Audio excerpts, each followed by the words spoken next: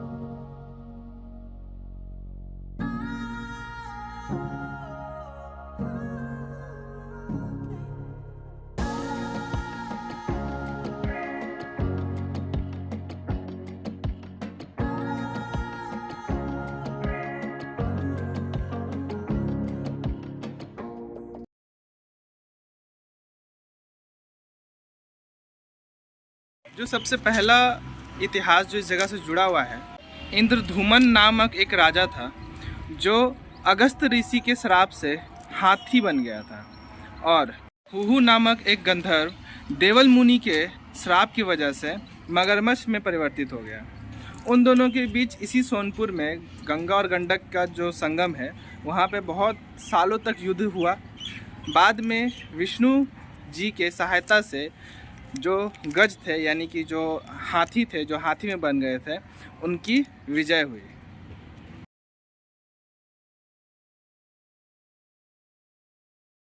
दूसरी मान्यता के अनुसार जय और विजय नाम के दो भाई थे। जय जो था वो शिव जी का भक्त था और जो विजय था वो विष्णु जी का भक्त था। तो कुछ विवाद की वजह से दोनों के बीच में झगड़ा हो गया और दोनों इस विवाद की वजह से हाथी और मगरमच्छ में परिवर्तित हो गए। उन लोग के बीच भी झगड़ा चला काफ़ी दिनों तक, फिर दोनों में मित्रता हो गई और उन दोनों ने मिलकर शिव और विष्णु जी का मंदिर बनवाया इस जगह पे, जिसकी वजह से ये क्षेत्र हरिहर क्षेत्र के नाम से बहुत प्रसिद्ध हुआ था।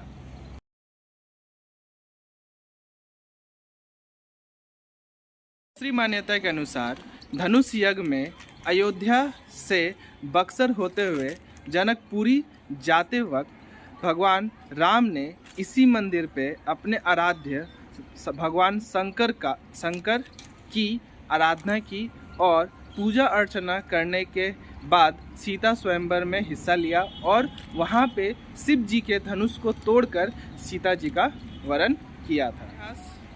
यही कुछ इतिहास जुड़े हैं इस मंदिर से। आशा करता हूँ कि मेरे द्वारा दी गई जानकारी आपको पसंद आई हो। अगर आप लोगों को मेरे द्वारा बनाया गया वीडियोस पसंद आता है तो प्लीज़ मेरे चैनल को सब्सक्राइब कीजिए। मैं आप लोगों के लिए इसी तरह जानकारी से भरी वीडियोस और भी कुछ, अगर वीडियोस वैसा कुछ इंटरेस्टिंग हमको मिला तो हम आप लोगों के साथ शेयर करते रहेंगे। हमको सपोर्ट करें, मेरे चैनल को सब्सक्राइब करें, लाइक करें, कमेंट करें। अगर मेरे लिए किसी भी तरह का एडवाइस आप लोग के पास हो तो प्लीज़ आप मुझे कमेंट करें, मैं उस पर ज़रूर वर्क करूँगा।